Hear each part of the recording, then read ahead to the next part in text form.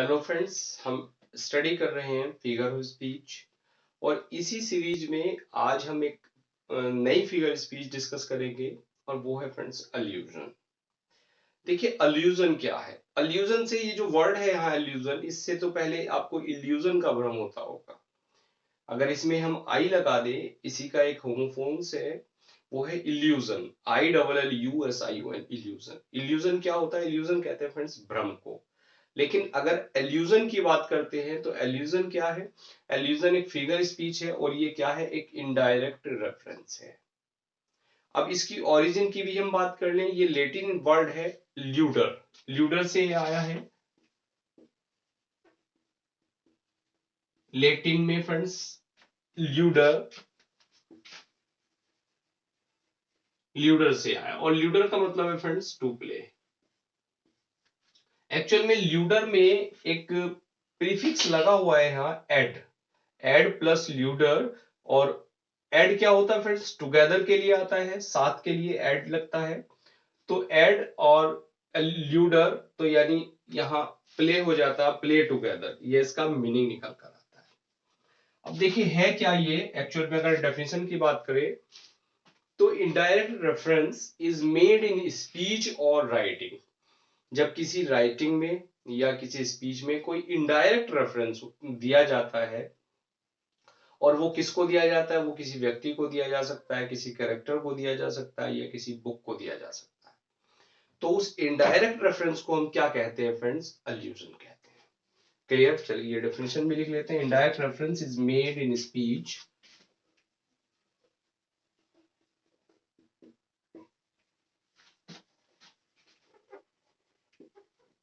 is made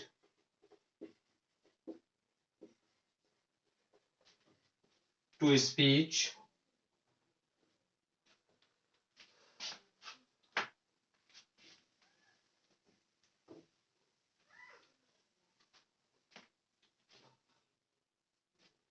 or writing to a person।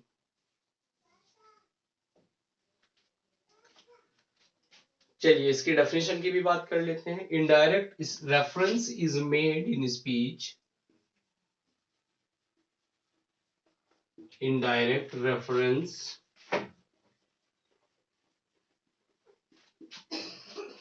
is made in speech, कि किसी speech में indirect reference, और writing to a person,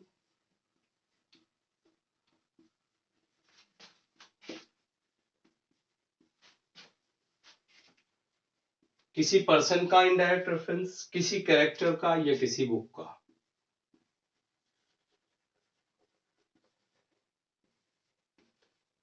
और book etcetera. बात clear हो गई friends? Indirect reference is made in speech, किसी speech में या राइटिंग में किसी व्यक्ति का, किसी कैरेक्टर का या किसी बुक का कोई इनडायरेक्ट जो रेफरेंस है उसको हम कह देते हैं एल्यूजन। और आप अगर सिंपल वे में कहें तो एल्यूजन क्या है? It just a passing remark, a passing comment. Is it just a passing comment और पासिंग रिमार्क, केवल पासिंग कमेंट है और कुछ ये नहीं है। राइटर क्या एक्सपेक्ट करता है? राइटर एक्सपेक्ट करता है कि जो रीडर है वो उस कमेंट की, मींस उस अल्यूजन की वो नॉलेज रखता है। राइटर अल्यूजन जब भी यूज करता है अपनी लैंग्वेज में, तो वो ये मानते हुए अल्यूजन को यूज करता है कि जो रीडर है उसको इस बात की जानकारी ऑलरेडी है। तो the writer aspects the reader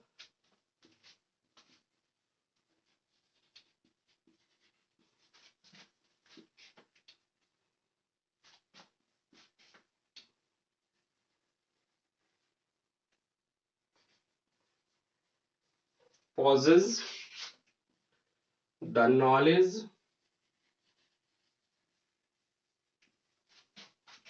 of that illusion। वो ये मानता है कि उस illusion की जो नॉलेज है वो उस रीडर को ऑलरेडी है। बात क्लियर है फ्रेंड्स? ये तीनों चारों पॉइंट क्लियर हुए। यानी ये ल्यूडर से आया, इनडायरेक्ट रेफरेंस होता है किसी पर्सन को, कैरेक्टर को या बुक को यहाँ ऑथर यूज करता है। पासिंग कमेंट है, और ये मानते हुए राइटर यूज करता है कि जो वहां एल्यूजन उसने यूज किया है उसकी नॉलेज रीडर को है। चलिए इसको आप नोट कर लीजिए, इसके बाद अभी एग्जाम्पल लेंगे तो बिल्कुल आपको क्रिस्टल क्लियर ये समझ आ जाएगा। देखिए कुछ एग्जाम्पल्स के माध्यम से समझते हैं। सबसे पहले don't act like a Romeo. एक एग्जाम्पल, डोंट एक्ट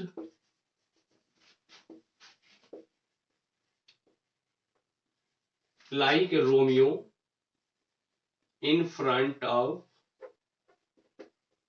her, कि उसके सामने रोमियो की तरह मत जाना, एक रोमियो मत जाना, रोमियो की तरह एक्ट मत करना उसके सामने। अब देखिए यहाँ राइटर ने एक वर्ड यूज किया रोमियो, क्लियर। अब रोमियो क्या है फ्रेंड्स? रोमियो एक्चुअल में विलियम शेक्सपियर की का एक कैरेक्टर है, उनका एक प्ले था रोमियो एंड जूलियट, उसका कैरेक्टर था। और वो क्या था? अ पैशनेट लवर था वो जूलियट का। तो यहाँ राइटर जो भी कहना चाह रहा है वो ये कहना चाह रहा है कि रोमियो मत बनना, यानी वहां पैशनेट लव जो है वो मत शो करना उसके सामने। बात क्लियर है? एक और एग्जांपल, दिस प्लेस इज, कि ये जो जगह है like a garden of Eden. This place is like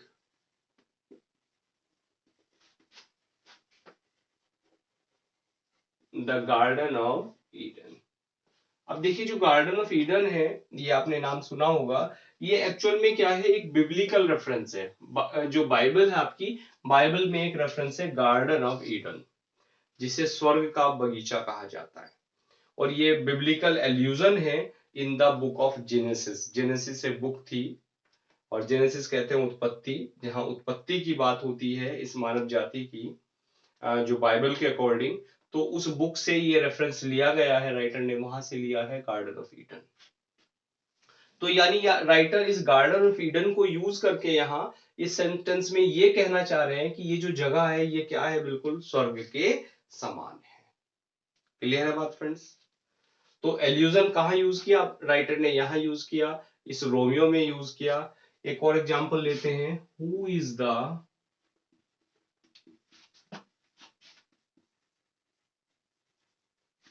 Newton of our college, कि हमारे कॉलेज का न्यूटन कौन है। अब यहां देखिए राइटर ने जो न्यूटन यूज किया, न्यूटन किसके लिए यूज किया? एक जीनियस स्टूडेंट के लिए।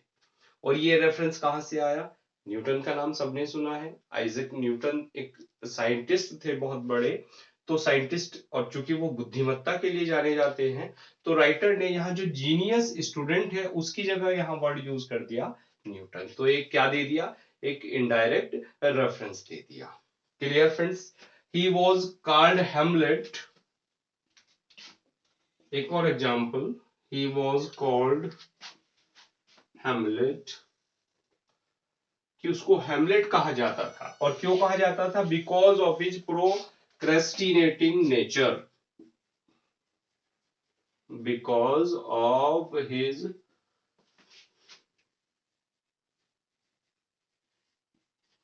प्रोक्रेस्टिनेटिंग नेचर, कि उसको उसकी प्रोक्रेस्टिनेटिंग नेचर के कारण, प्रोक्रेस्टिंग हैबिट के कारण उसको हेमलेट कहा जाता था। अब देखिए हेमलेट कौन था? हेमलेट एक कैरेक्टर है, विलियम शेक्सपियर का एक प्ले है, इसी टाइटल से, हेमलेट से ही। और हेमलेट क्या था एक्चुअल में? वो प्रोक्रेस्टिंग नेचर का था, यानी वो टाल मटोल की उसकी आदत थी। क्लियर है बात फ्रेंड्स? तो उस टाल मटोल की आदत के लिए राइटर ने क्या वर्ड यूज कर दिया? हेमलेट। और ये सोचते हुए कि जो रीडर हैं उनको हेमलेट के इस गुण का पता था। Clear friends? The ship was sank like Titanic, की जो जहाज है वो टाइटैनिक की तरह डूब गया। अब देखिए टाइटैनिक क्या था? सबको पता है टाइटैनिक क्या था। एक बहुत बड़ा जहाज था जो अपनी पहली ही जर्नी में डूब गया था। और ये था कि वो इसलिए बनाया था कि कभी ये जहाज नहीं डूबेगा, ऐसा दावा किया गया था, लेकिन अपनी पहली ही वॉयज पे वो डूब गया था। क्लियर है बात फ्रेंड्स?